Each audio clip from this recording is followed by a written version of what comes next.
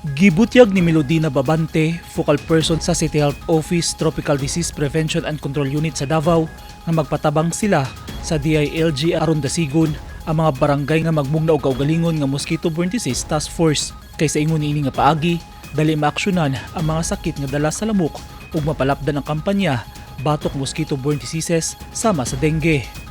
Matud ni Babante, sa karon, 72 pa lang sa 182 ka mga barangay sa Davao City ang adunay kaugalingong task force. Siguro sir, unang-una, because atong ordinansa, then ang within that ordinance nga atong sa Section 8 nga creation of the Barangay Mosquito-Borne Disease Task Force, dako kaayo ang pagtabang sa Mosquito-Borne Disease Task Force within the barangay.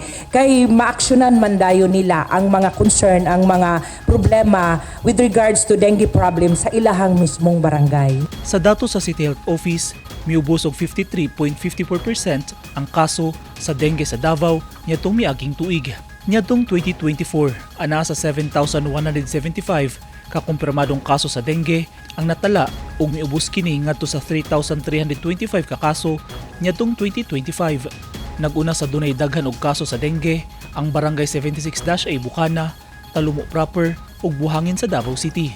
Sa amo sa tropical manggod sir, kung nanay Mosquito-Borne Disease Task Force ang barangay, gina-equip na mo sila sa knowledge as kung unsa nga mong nahibaluan, dito po na mo i-apply, i-share sa ila kung unsa ang mga strategies nga ilang himuon. So far, siguro kadto ang ilang gihimo within sa ilahang annual na plan na ang surveillance, ang search and destroy, then ang monitoring, ang surveillance within sa ilahang barangay kung naay mga kaso, naay mga fever cases sa ilang barangay, ma-report dayon as soon as possible. So, ma-consider na to nga ang transmission sa disease or sa virus is ma-stop dayon.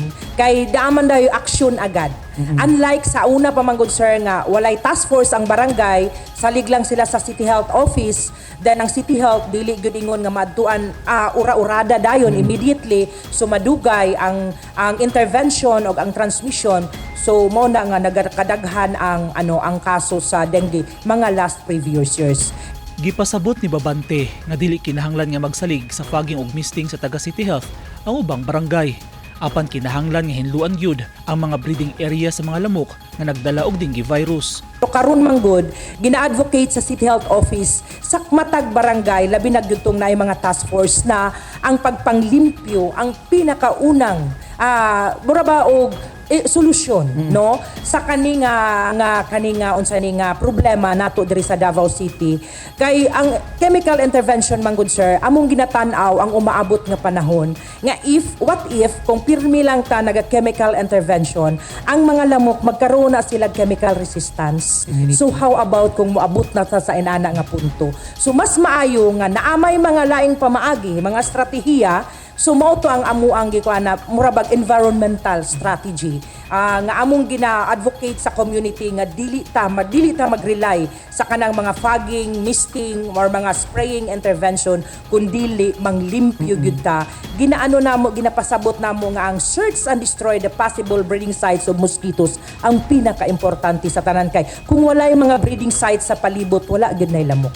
Kanyadto pa nagsigi og awhag ang CHO sa mga barangay sa syudad nga magmugna og Mosquito-Borne Disease Task Force. Wala gihapoy hunong ang amuang pag-encourage, pag-motivate sa barangay na sila mo create na sa ilang task force. So nagtuusab si Babante nga ugaling maaprubahan na sa Food and Drug Administration ang Takeda nga bakuna sa dengue, makatabang kini sa pagkunod sa kaso sa dengue. Kaning Takeda sa akong nahibaluan 5 years na daw nila. 4.5 years. 4.5. No? So, mag 5 years na sila. So, ang nakanindot lang ani is, since sa ilang study, wala pa gyud ay mga mga adverse effect nga nahitabo sa kato nga mga tao nga ilahang gianon.